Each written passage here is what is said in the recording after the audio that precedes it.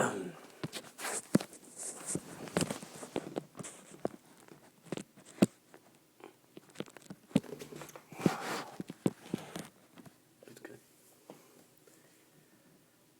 name is Stephen Kellogg.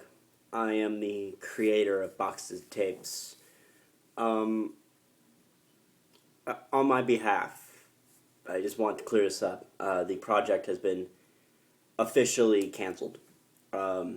There is no extras. There is no other episodes coming out. I'm dropping the project because of lack of good material. I really can't just keep on this project. I mean, I'm making terrible episodes. The episodes are absolutely terrible. I mean, I'm leading to from like a package that came in the mail to a CD showing up at a store that I commonly go to. I mean, look, the store's like fucking blocks away, and the story was meant to fail at the first place. The story was meant to just crash as soon as I started. But really, it was just used for a school project. It was literally for my high school. They wanted me to do a video project, and that was the videos.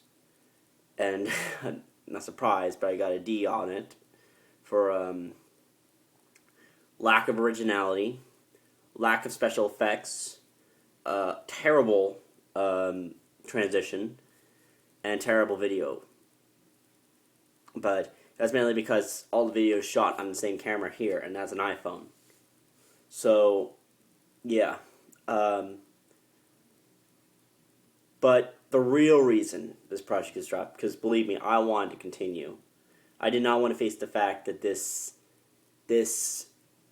experiment of a new genre of entertainment, I wanted to continue it, but the problem is that I was scouting for sets. This is all true. I was scouting for sets, and I found this park nearby.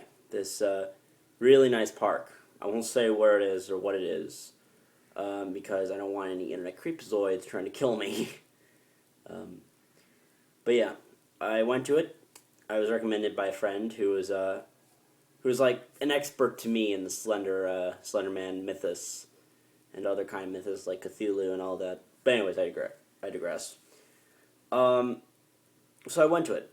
It was nighttime because I didn't want police officers bothering me because, you know, there's some parts of it that were restricted and you're not allowed to go into, like, fenced off parts. So being an urban spelunker myself in real life, that is kind of what I do.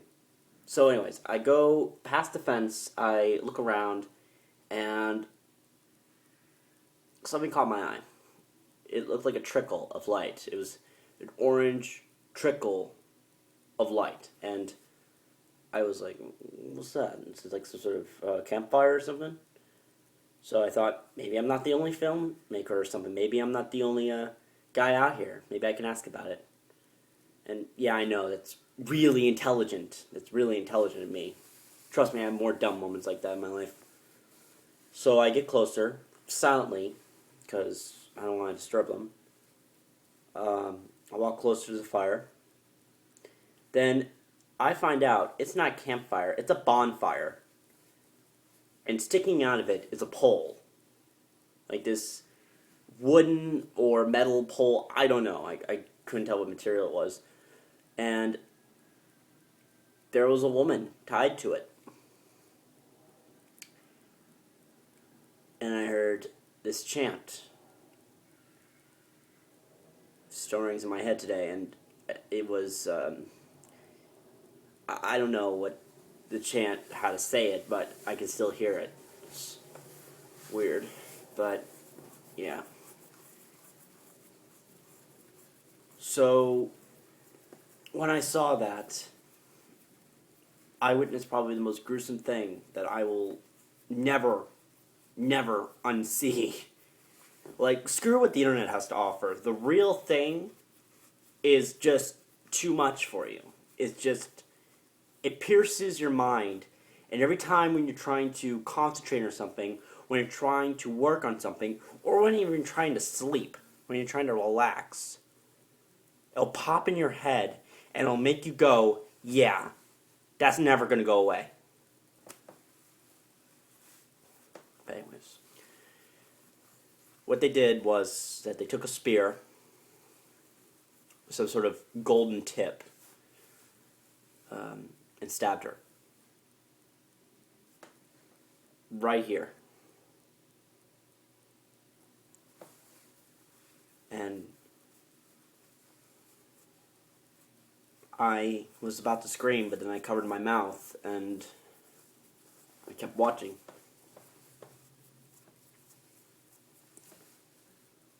I heard her blood-curdling scream.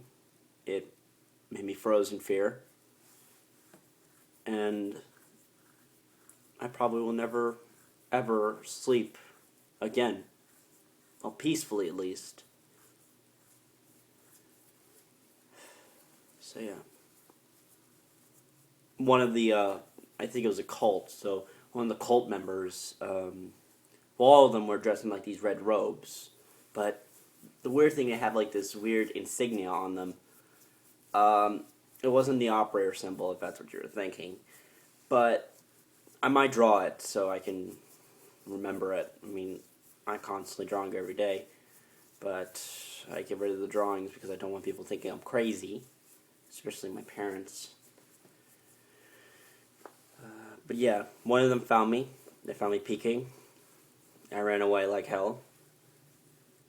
Went through the fence, ran out, and I was stopped by a police officer. I tried telling him that something was out there, but he didn't believe me. I tried telling my lawyer when I was arrested and tried for trespassing. He didn't believe me. The judge didn't believe me. The jury didn't believe me. No one believed me. I was flunked out of high school for that. I'm now an undergraduate. I'm taking extra classes. I'm working twice as hard to get farther in life. And my parents can't even stand aside at me. They literally cannot stand looking at me. They think I'm a criminal. But I know what I saw. Then people say, oh, why didn't you take pictures then? Well, let me tell you something. When you're frozen in fear, your hands are not at your pockets. They're covering your eyes to make sure you don't continue witnessing it. It's like a car crash that you just look at and just keep staring. And then another car crash happens. And then another. You can't do anything.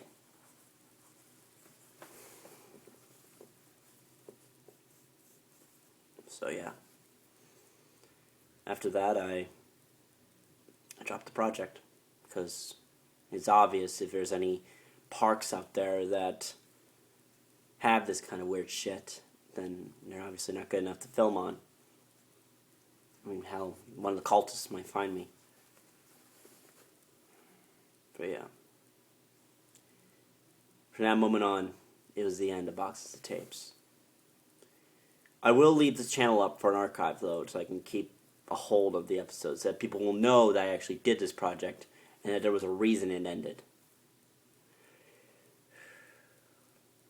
I'll go back to the park. Tomorrow. I have a day off from all this shit that I have to do. Tomorrow, I'll go back to the park. I'll try to film what was left. But I make no promises that I'll find anything.